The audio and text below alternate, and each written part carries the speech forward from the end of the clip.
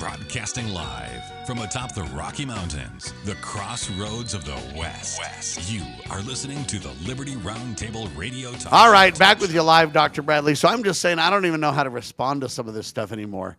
It's just like Mike Johnson's locked everybody down, and I don't hear anybody really dissenting. And I guess they're saying, oh, you don't dare dissent because it's the good old boy network. Donald and Mike want everything shut down because they want to hold the Democrats hostage. And how dare you upend that discussion?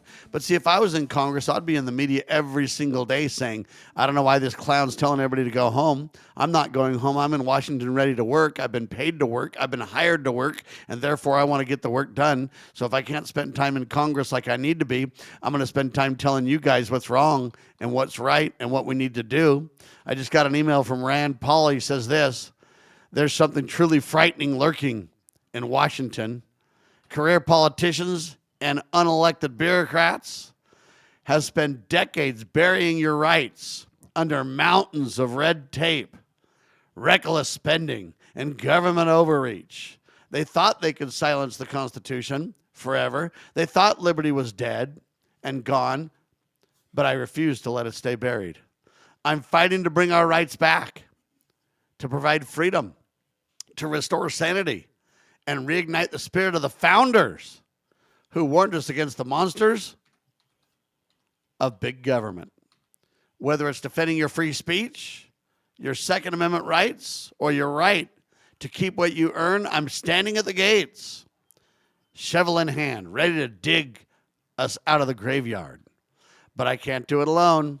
Here it is. If you still believe in liberty, you got to send me some money, says Rand Paul. I agree with the message 100%, Doctor. I disagree with emailing me. You're literally shut down and not even working while you're getting a paycheck, and you want to beg me for money to keep you there? See, this is what I mean. Something's wrong with that, Doctor. Something's clearly wrong. Well, you know, this whole effort is a fundraising effort. They use euphemistic terms. I mean, all of those are general, wonderful, delightful, amazing, glorious. How many more, bullet points, adjectives can I put on this thing? Sure. But the fact of the matter is, let's have some specifics. I mean, in my undergraduate work, I spent some time in studying political science. And one of the classes I had to take, I don't remember the exact title of the class, but it was something like the language of politics. And it's a very highly honed kind of capability where you can use these words that you and I might attach meanings to, and someone else might attach other meanings to, but everybody thinks you're on the same page with them. And they're used very generally to get elected, to fundraise, as you point out right here. The crass fundraising stuff, it does take money to get elected. There's no question about that. But the fact of the matter is, let's see some real stuff. Now, Rand, generally speaking, is more of a mouthpiece for this kind of stuff in the Senate floor than most of the other people that are out there. But honestly and truthfully, and he's spot on right on most of what he does. I get it. Right, but it's blather. I'm sorry to say that, drivel, whatever you want to call it. When you use these broad brush, wonderful sounding terms, and somebody Barack Obama could have said those kinds of things. I'm trying to make you free, people. Free to what? To mooch from the government or what? I mean, that's the way I'd maybe define it. But the fact is, that's how these guys all work. And, generally speaking, I think, like I say, Rand does more than virtually all of them, probably all of them combined, to do those things he's talking about based upon my definitions. But I would agree. They're words. 100%. They're just words, and they're asking for money. But let me ask you this, though. How much more money could I give him that would make the difference, though? Oh, I'd probably your whole bank account. You'd be okay then, Sam. Yeah, it's kind of like asking the government school people, how much do you need to educate my kids? What's tell me the amount, and we're gonna go ahead and fund you 100%. How much do you need?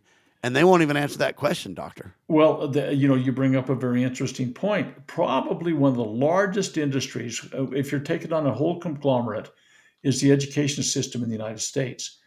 Hundreds of billions of dollars annually go into this thing. In fact, most of my property taxes go into that. And you stop and think about it. Lately, and I've been tracking with a pretty broad brush view of school districts around the nation, most of them are shutting schools down. It's a very interesting thing. Well, I'm all for shutting government schools down every well, chance I get, buddy.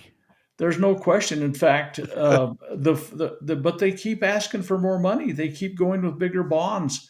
And we did something over $100 million bond here in our local system not too long ago. $100 million. You say, well, yeah, we need a new high school. Well, come on, guys, consolidate. And down in your neck of the woods, what is it? The Alpine School District. They have dozens of people that are making over $350,000 a year in the administration. And so all of these things you say it's a deep, dark pit that you can never pour them enough money in to get a foundation again. And, That's right. those things need to be looked at. By the way, how much do you think it costs to elect the average congressional rep now and the average senator, Doctor? Do you have any idea? Oh, across the nation, it's multiple millions of dollars, I'm sure. Yeah, it's about $2 to $5 million is the best estimates. You can't tell exactly for a variety of reasons, because sometimes they have money left over in their campaigns when they're done. Sometimes it's, there's money raised through PACs and private money and things that it's really hard to trace. But they say that the best estimates are that it's $2 to $5 million on average to elect a member of the House, and it's in the tens of millions to elect a senator. See, that's what they're doing. They're buying the influence. These people that are donating those big bucks are buying the influence to get the lever of government pulled that they want to have done. And by the way, just unless they've changed the laws since I looked at it carefully, and it's been a few years since I have, but those funds that go into their war chest for election become their funds if they're not expended for election. That's why we go in poor and we come out rich, buddy. But they what happens is if they're going to take them into their personal use, they have to pay tax on those as though they had earned them. But these large re-election budgets that are left over, and when somebody leaves office after a number of years, they take that with them if they simply pay tax on that. And so the whole thing is a corrupt system. It's a corrupt system. And then see, Rand Paul is a doctor, an eye doctor, from what I understand. So I don't know how much he made as an eye doctor, but he probably made a pretty penny as an eye doctor. And I'm not downing him for that. He has every right to do that. But then he gets in the Senate. It's what, $200,000 a year or more with all the perks and everything else, maybe closer to $250,000. I don't know. All of his staff is paid and all this kind of stuff. And he can supposedly generate enough money from his own, quote, House or Senate. He's got the whole state of Kentucky, but he wants money from the whole nation, you see. It's not even enough to have his state fund him. And so my problem with this whole thing is it's broken. I could give my whole bank account and not even make a difference. Well, you're right, and that was a facetious remark on my part. But it's a true remark, though. It is a true remark. And that's true for 90% of the American people. And there are literally, you look at the donations made through the Israeli lobby to most of the people that are in office. You look at what the pharma companies donate to their elections. You look at what the military establishment, the industrial complex, is donating to a lot of these people. If you keep your integrity, you don't have a lot of friends out there that are pouring money all over your body. And I'm not so worried about them accepting a donation if we, the people, would be wise and we would judge their actions based upon their oath of office, their constitutional responsibility. If somebody gave $100 million to somebody to get them elected, now I'm over-exaggerating that, but let's say they gave $100 million to have them elected, and that person in every instance abided by their constitutional oath of office. They were not pulling the levers of government on behalf of some special interest group. I don't have that big a problem with that. If I'm judging them on correct principles, I agree, 100%. The people that are given the money are going to go away. They're going to say, I'm not getting a return on my investment. And that's how we do it. You're not carrying out my will. Therefore, and rich people are very finicky. They'll just be like, hey, I'm dumping the funding for you. And I'd like to see that. But I just look at this thing and I say, there's a target-rich environment for President Trump. He can't get to everything, especially in 10 months. My problem with that argument is that the things he needs to get to, he's not getting to. And the things he doesn't, in my mind, need to get to, he gets to. So, for example, Trump's done these, quote, global tariffs around the world single-handedly. If you study the Constitution, Congress is supposed to deal with the tariffs. Well, then the Senate, even when government shut down, voted against letting Trump do whatever he wants on the tariffs. The problem is Mike Johnson's derelict in his duty, and he's sitting at home twiddling his thumbs, and so therefore you can't get the House to go along, and you'll never get the president to sign it, and there's certainly not veto-proof majorities, and so, hey, we're DOA on that.